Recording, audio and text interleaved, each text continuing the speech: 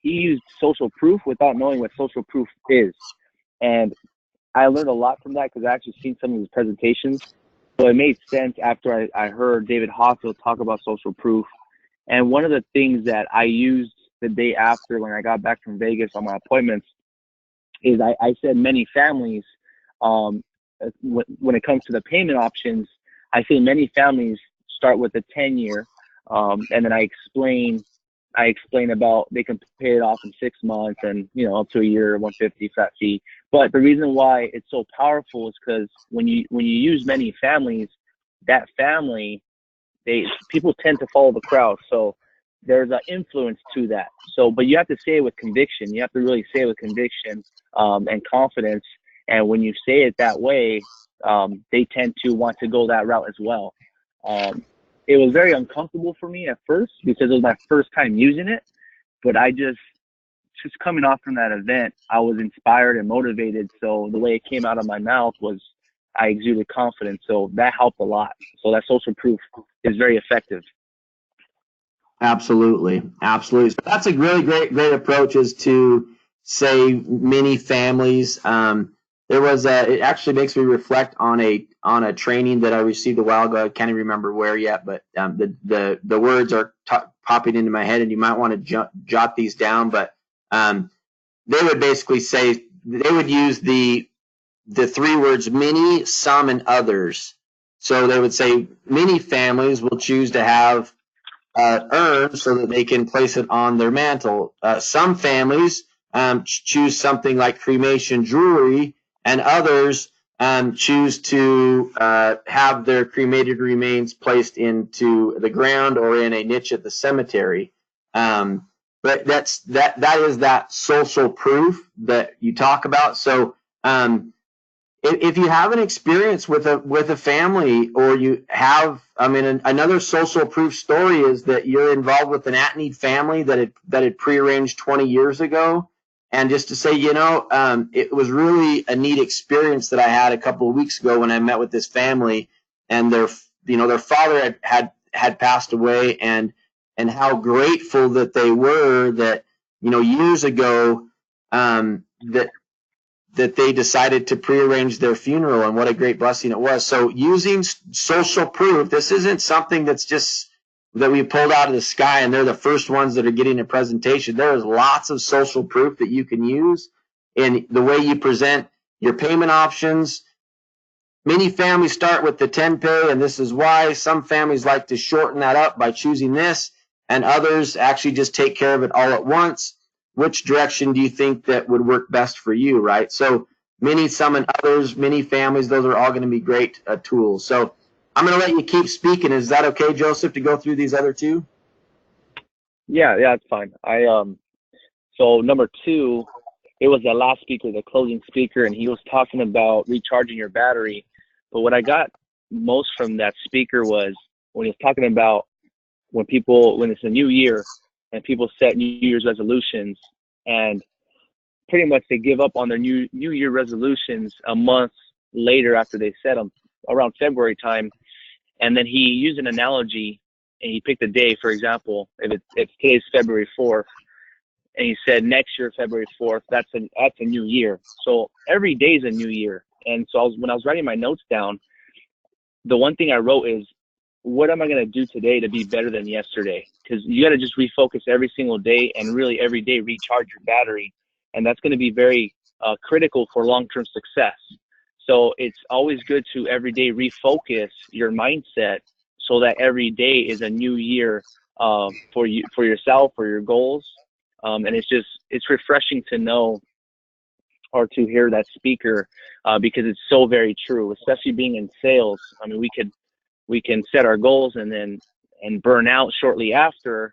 But if you have that mindset that every day is a new day, every day is a new opportunity, and let's just refocus every single day, then you're gonna have long-term success. So that was a great speech from the speaker, and great notes that I took on that point. Absolutely, yeah. And I couldn't. In fact, I had just a personal experience for myself. The first week of January, I spent some time jotting down a bunch of goals that I had for the year. My work related goals, I kind of do at work, and my personal goals, I'd gotten out my phone and just had been thinking about some things, and so went into my notepad on my phone and I jotted down some goals related to my personal life. So health goals, family goals, social goals, and I, the first step is to write them down, right? But then guess what happened? I actually just on Sunday I was thinking about my goals again, and I thought, man, it's been 3 weeks since I've even opened up my phone and looked at those. So while I think writing down goals is probably the first step, if you're not looking at them on a daily basis, I mean, and there is even a couple that I wrote down, and I said to myself, I forgot I even wrote that down as one of my goals for this year. So in a matter of 3 weeks, it went from a goal to forgetting that I'd even committed to myself that I was going to do it. So so now those goals are as nerdy as it seems, are hanging up on my mirror in my bathroom so that every day I can look at them, and I've got 3 things in each category that are daily things. But if you're not looking at those on a daily basis, so basically had to restart the new year yesterday. So from January 20th, 2020 to January 20th of 2021, that was my New Year's resolution, because I'd written those goals down and I hadn't even started yet. So yeah, excellent points. And then last one here for you, Joseph. Go and finish this off here on the slide. Yeah, for the last one, forget what speaker it was, but the honey hole guy. He was talking about you got serving and being passionate. Say that again. You got something out of that, so that's good. Yeah. So he was talking about serving and being passionate with families, and that's refreshing as well, because me personally, when I think about being too technical and having these techniques, it kind of paralyzes me and it makes me someone that I'm not, and I'm naturally a very passionate guy. So it takes the pressure off of you too when you just think about, look, let me sit down with this family, let me show them that I genuinely care and I want what's best for them, and show my passion for actually helping them tonight. They're gonna feel that. They're gonna feel that confidence and that willingness to really help them come from the heart. It just exude out of me. So that was refreshing to just hear that, because once he said that in his speech, I got very excited. I couldn't wait to go on my appointments the next day, because I knew that was the approach I was going to take, and that's exactly what I did. And the result was I ended up helping that family. But most importantly is being yourself when you're sitting with these families. I mean, a lot of us, especially when you're new, you can focus on these scripts and trying to be perfect. But at the end of the day, there's no better script than the script in your heart, and really caring for these families, because that's being genuine in that way is going to give you the best results. So that speaker was awesome. It was very refreshing for me. That's great, and I think that's extremely important. I mean, I mean, to take that a little bit further, if you guys think of anybody in your, I'm sure we've got a lot of sports fans. If you're not a fan of sports, you're probably a fan of something else. But you think of that word passion, and you think about people that that have a passion about something that they truly love and they believe in. And I guess probably the self-reflective question is that, do I have that much passion with my career and with serving families? Just going back to the quote on Heather's email today, where Mike Trout, he just basically said, I just wanted it more than anybody else. Like that's passion, right? Is that you want something so bad, and it's not that you want to be the top salesperson or you want to make more money than anybody ever has before, because that all works itself out. But if you say, I'm passionate about helping as many families as I possibly can avoid this most difficult day, and that's your passion, you're going to be in front of more people. It's going to come from a good place. And guess what? Everything else is going to work itself out. Your sales, your volume, your commissions. The passion has to be in service and in helping people, and that's going to make the biggest impact. Thanks, Joseph, for taking a minute to share. I appreciate it. You're welcome.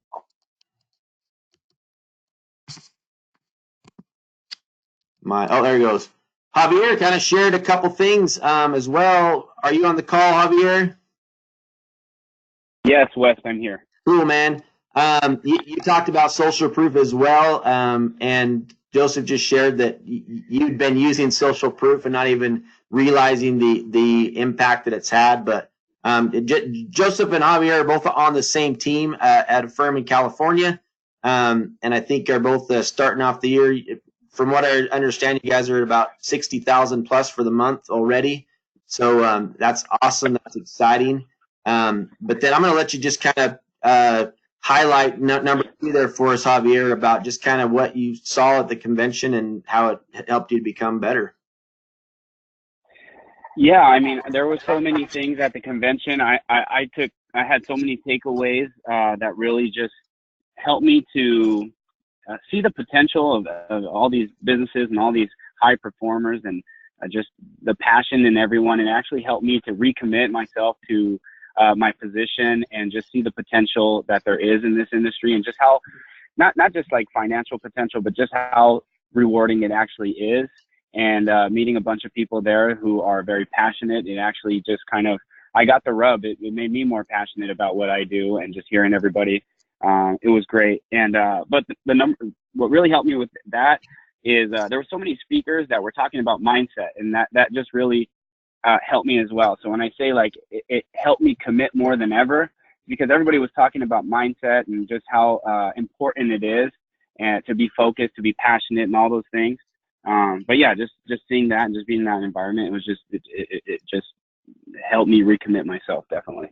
Yeah, for sure. I appreciate that. You know, I've attended other types of conventions and seminars before, and this one is really unique. And I think you just completely nailed it.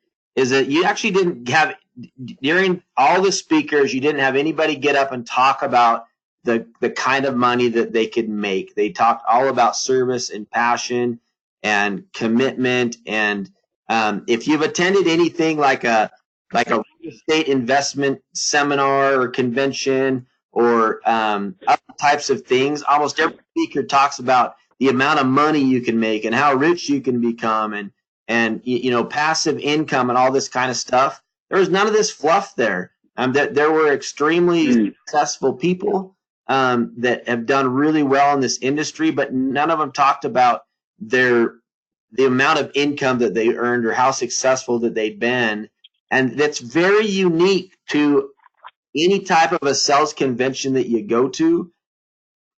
That's not talked about. It's really focused on serving the family. And if that's your focus, that's your passion, then the money works itself out. But you get those two things backwards, and you're just not as genuine. So that's awesome, Javier, and I'm glad that you could.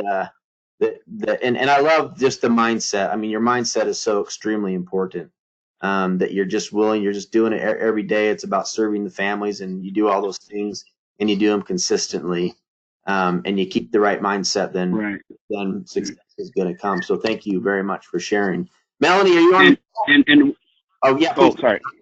No, go ahead. No, I wanted to share one quote that I got from the convention. It was by a guy named Wes Folger. I don't know if you heard of him, but it's when sales are good, look out the window. When sales are bad, look in the mirror. And that to me is huge. I love that. Thank you. I appreciate that. Yeah.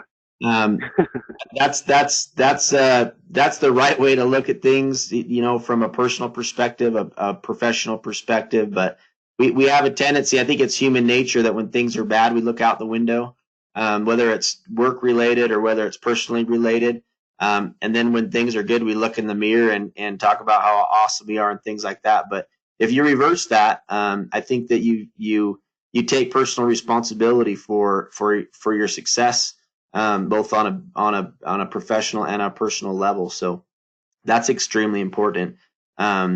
It's the mirror window method. So think about that and how you typically look at things and deal with things, and just reverse that. If you find yourself always looking out the window when things are going wrong, and change that to look in the mirror when things are going right, you look out the window and express gratitude and recognize the people that are around you and the things that are good in your life. It will definitely change your mindset. So are you on the call, Melanie? Yes, I'm here. Cool. You had some great thoughts. Are you okay with going through a few of those with us? Oh yeah, absolutely. Hmm. Cool. Take it away. Um, well, like I said, this entire seminar in general was kind of life changing for me in the sense of refocusing my career from at-need director to pre-need. I've never been around so many professionals that are excelling in something they genuinely love to do, and it really was extremely inspiring for me, and I feel like has changed everything. Hearing it from so many different people, but the That's first awesome. one I have on here, which actually worked really well for me yesterday in a meeting with a family, is um, sticking to my presentation for the best outcome. And honestly, I would wing it here and there, and I wouldn't stay directly with the presentation. I have the kind of personality where I people please in the sense of when they start asking me questions, I kind of veer off and stay off course. And what really came through from Gary O'Sullivan's talk was to make this compelling to them.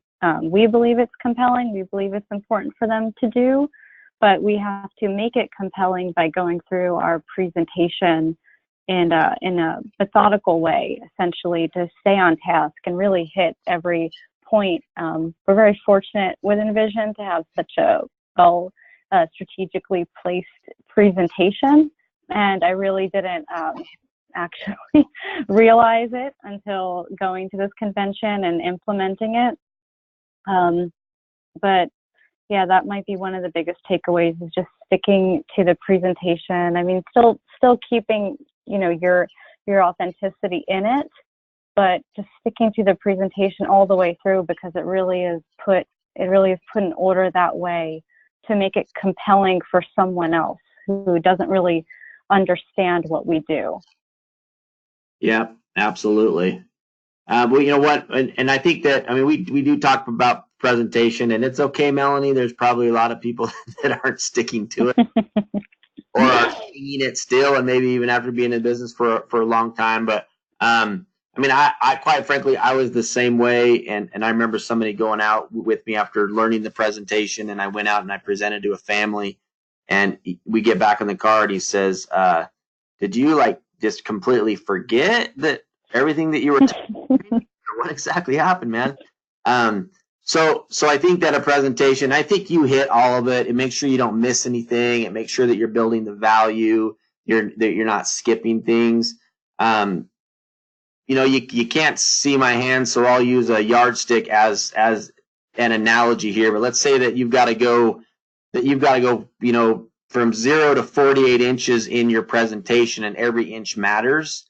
But sometimes skipping something or passing something by or thinking that it's not important might be that 1 or 2 inches that you're short. And I really believe, now if you can envision that just a little bit, is that I don't believe that when we start with a family, that in the end, when they say, we're just going to think about it, we're not going to do anything tonight, I don't think that you're 36 inches short from that sale. I believe that you are probably just 1 or 2 inches short of getting all 48 inches. And so that's why, and I'm glad you brought that up. That's why a presentation is so important, and to follow a method is because that inch or two is what makes all the difference. And if you come up a teeny bit short, you still don't get the sale. So having a presentation, following a presentation, making sure you don't miss steps is important. So I'll let you go to number 2. Sure. Handling objections, acknowledge it, and tell a story to overcome it. Something authentic to you. And Matthew Pollard, who was one of the keynote speakers, wrote a book specifically for introverts and why he believes, they're excellent salespeople, even though they may seem quiet and shy. And in his book, he has an entire chapter dedicated to this. And overcoming objections for someone who's introverted, we just kind of want to run away and agree with them and not have any sort of confrontation. But this really helps with objections so much. And it's an opportunity for the families to learn something, like we talk about, like West and Aaron talk about with objections. Is just they might need more information. but using a story, even a story that's personal to you, and actually practicing that story, as silly as it might sound, really comes in handy for handling objections. Absolutely. One thing, and I thought his presentation was phenomenal. And I think to a certain degree, we're all introverts at certain types of the process. So it might be we're kind of an introvert with prospecting, but kind of like, well, hey man, you put me in front of a family and I do great. But it could be a lot of different. The one thing I really like that he talked about, and actually this was brought up a few other times, is there is nothing in our career or what we can do that is not a learned skill. And I talked about that, well, I'm just not a salesperson, or I'm just not a closer, or I'm just not that goes back to the mindset thing. First of all, stop saying crap like that to yourself. But two, everything in selling is a learned skill. And so if something's not coming to you naturally, it can be learned. And I really like that it doesn't matter what step in the sales process, but selling is a learned profession. For some people, does it come a little easier than others? Absolutely. But we can make that analogy to all kinds of athletes and everything, that some are very naturally good at something and others have to work really, really hard to get to that same level. But it is something that if you're passionate enough about it and you're serious enough about it, it's something that can be learned. So I'll let you go to number 3 because these are all great points. Yeah. For prospecting, sticking to a script and keeping it authentic at the same time, it's important. Well, for me now, prospecting always with a script in front of me just to keep me on task. It's helpful because the words that we use and the way we, want to be compelling to a family matter. And sometimes when we're just on the phone in a conversation, we may not even think to say the things that we want to say. So that's important too. Absolutely. Yeah. Stick to your scripts. And then the other piece of that too is that you're going to follow a script, but you're almost always, a phone call is going to end up in an objection. Call me back. I've got life insurance. I don't have any money. All of those things. Again, being prepared for those objections and knowing how to handle those is extremely important on the prospecting side as well. So I like number 4. Explain that one to us. Yeah, this is from Gary O'Sullivan. When someone says, I just want a bottom line number, like, just give me a number, then you could just ask them simply, can I have permission to explain to you what you're paying for? And then I would say almost 100% of the time going forward, they will allow you to tell them what they're paying for. Yeah, absolutely. So on the phone, if you're talking to someone, that kind of gets us away from selling on the phone too, which is in your point. Your point number 3 is when people really want a price, getting permission to explain what they're paying for. I don't think that anybody would probably turn you down there. So number 5, what do you got? Asking questions regarding their idea of service.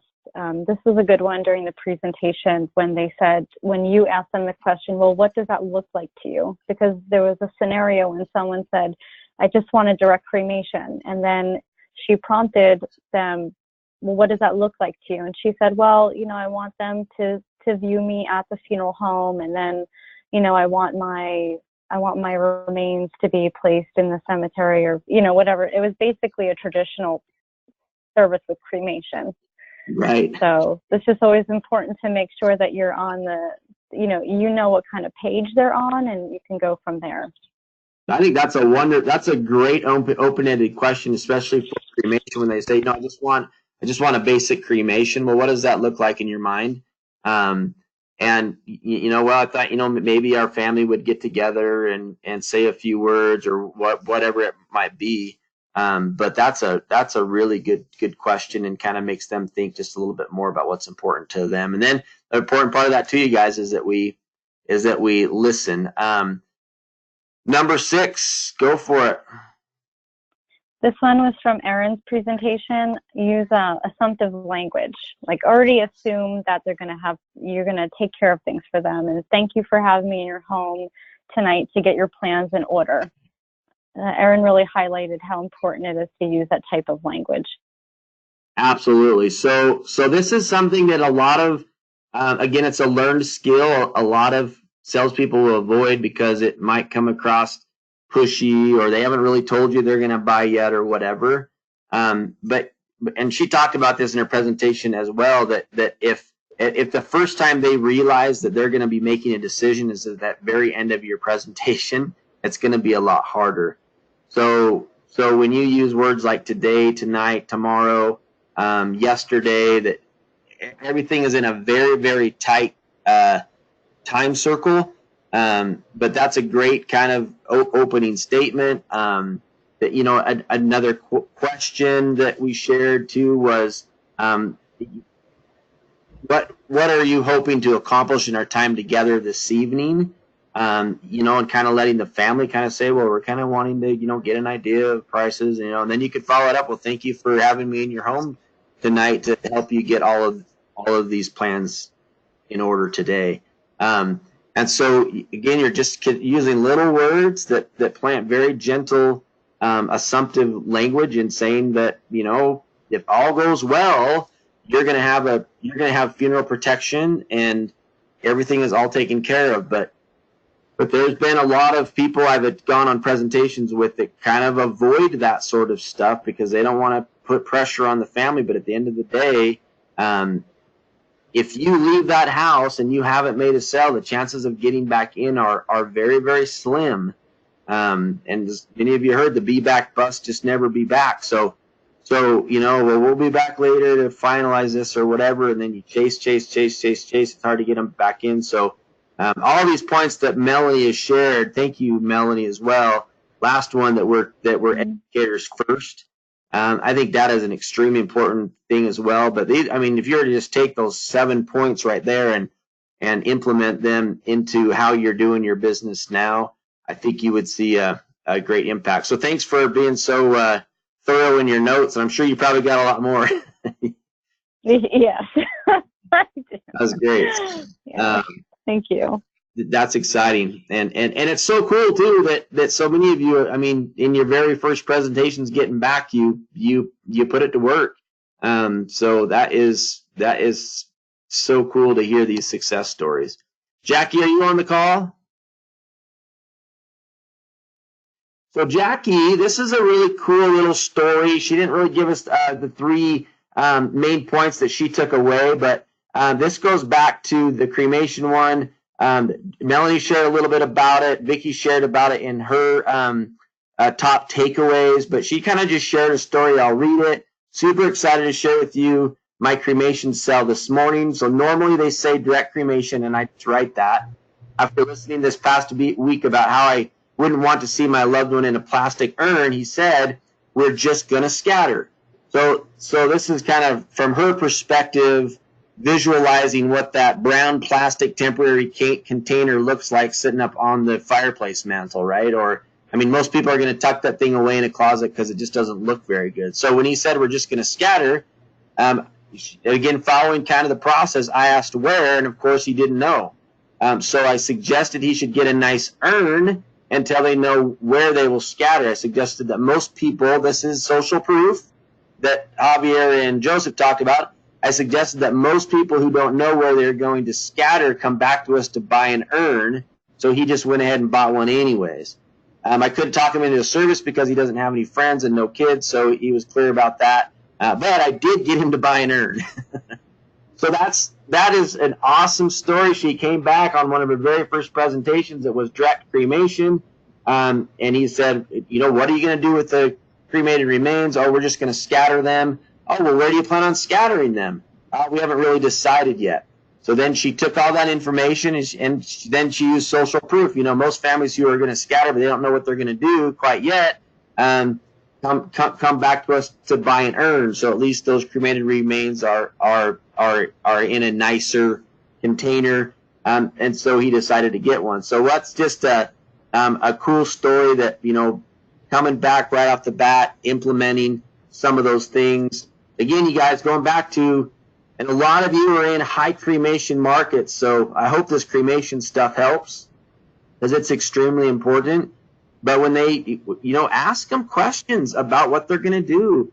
If they want a direct cremation, dig into that more, why they've chosen that, What are you going to do with the cremated remains? It's our professional responsibility to have these conversations with families. What are your plans with the cremated remains? What are you going to do?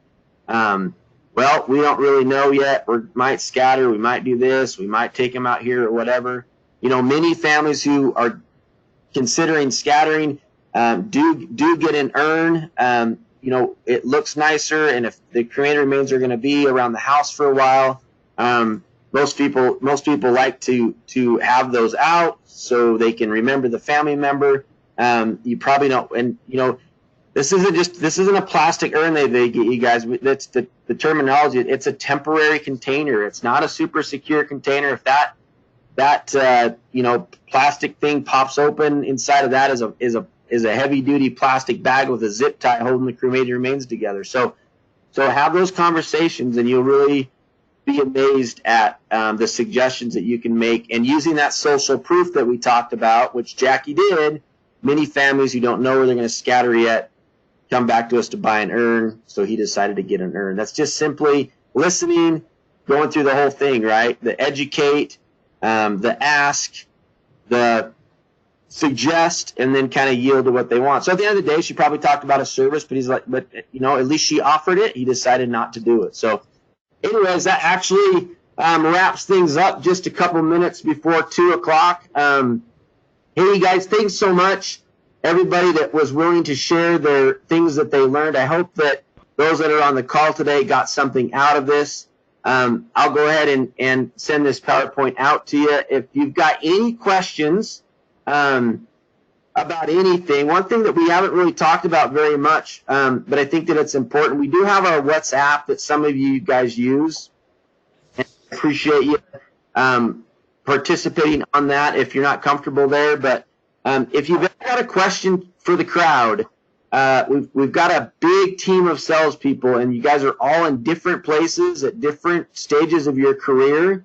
But there's a really cool group email that we use when we send emails out to you guys. You guys are welcome to use it as well if you have a question where you can literally involve about 80 people in the conversation, which I'd love to see more of this, and jot it down, because I think that we can use this more and more. But if you use the email consultants, CONSULTANTS, consultants at envisioncares.com, you can actually email something to the entire team.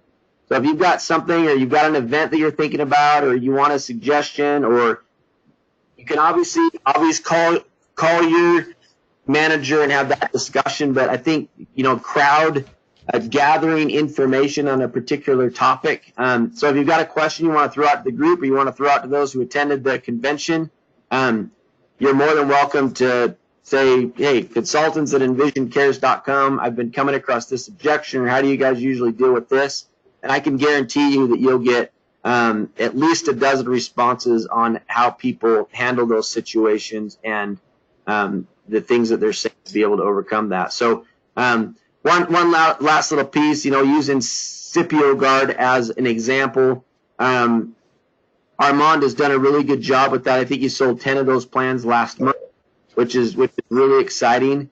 But just kind of keep that in mind as well, that you always have the opportunity. If you're not sure, like, I'm not really sure how to bring that into my presentation or whatever, that's another thing. Reach out to the team, and I can guarantee you that there'll be several people that will respond and be able to answer your greatest challenges that you're facing. So again, thanks so much for being on the call, you guys, today.